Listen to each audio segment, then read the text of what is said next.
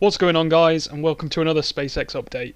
Just a really quick one for today, but let's start by having a look at the cryo test of SN8. So in the early hours of Wednesday, SpaceX did conduct a full cryogenic test of SN8. The test in itself was successful, but Elon later tweeted that a small leak had opened up near the engine mounts, possibly due to the metal shrinking under the low temperatures. He also said that the SpaceX team would try to repair the leak, and hopefully they would be able to retest the next night. So roughly 24 hours later, this is exactly what SpaceX were doing down in Boca Chica. And as you can see in this amazing video captured by NASA spaceflight again, the tanks of SN8 were filled with liquid nitrogen to see how the vehicle would cope with the cryogenic temperatures. The Starship slowly turned white with frost, as both the liquid oxygen and the methane tanks were filled with liquid nitrogen. Again, it looks like a successful cryogenic test of Starship has taken place, hopefully this time without any leaks. I'm sure Elon Musk will release some details, letting us know exactly the results of the test. But as it stands, it looks like this is another milestone passed for Starship, and within the next week or so, we should hopefully see the installation of the 3 Raptor engines, as well as the nose cone and the 2 forward fins, before SN8 makes its exciting flight to 15 kilometers.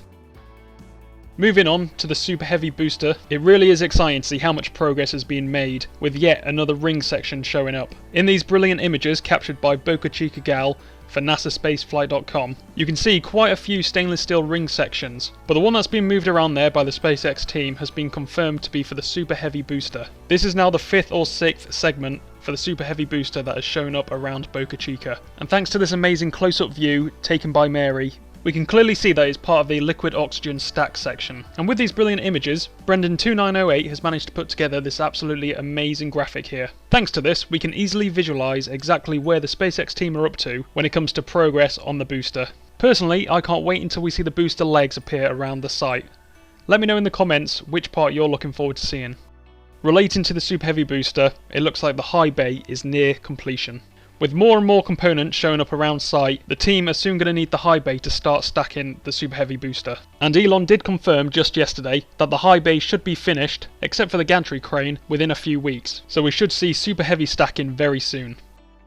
Just an interesting note to finish this episode on.